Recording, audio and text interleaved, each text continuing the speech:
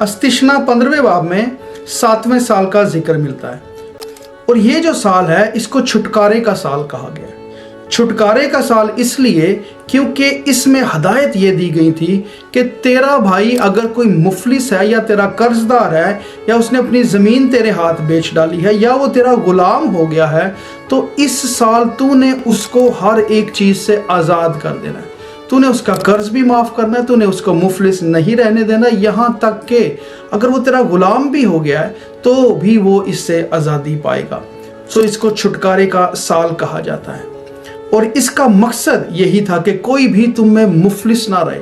और दूसरी बात ये कही थी खुदावंद ने कि तुझे जब पता है कि 7वां साल आ रहा है और उससे पहले अगर तेरे भाई को किसी और चीज़ की भी ज़रूरत है, हालांकि वो तेरा कर्जदार है, मकरूज है, लेकिन अगर उसको ज़रूरत है तो तूने अपनी मुट्ठी बंद नहीं करनी है, तूने उसको देना है।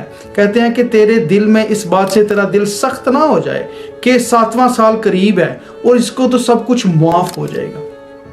और बिल्कुल ऐसे ही हम देखते हैं कि ये छुटकारा जो है, इतनी बड़ी आज़ादी जो मिली है, ये नए अहदनामे में हमें खुदावंद यीशु मसीह में दिखाई देती है कि गो के हम खुदा के कर्जदार थे, हम बाग़े अदन से बेदखल हुए थे, हमारे पास मिरास नहीं थी, हम गुलामी के जुए में जुते हुए थे, लेकिन फिर भी खुदा बाप ने अपने बेटे को भेजा और हमें उस शमीता ईयर में, उस 7वें साल में, जो कोहे कलवरी का साल था, जब खुदावंद 33.5 साल की उम्र में उन्होंने मसलूबियत पाई, तो वो छुटकारे का दिन था, वो छुटकारे का साल था।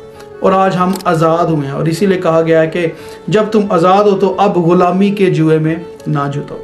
और दूसरी बात इसमें यह है कि जैसे इस्राएली माफ़ कर देते थे अपने भाइयों को, वैसे ही यीशु मसीह ने भी कहा है कि जैसे बाप ने तुम्हारे कसूर माफ़ किए हैं, जैसे इब्ने आदम ने माफ़ किए हैं, वैसे ही तुम भी एक दूसरे के कसूर माफ़ करो, कर्ज माफ़ करो, रहम दिल बनो, कोई भी तुम्हारे दरमियान मुफलिस और मोहताज ना रहे। आमीन।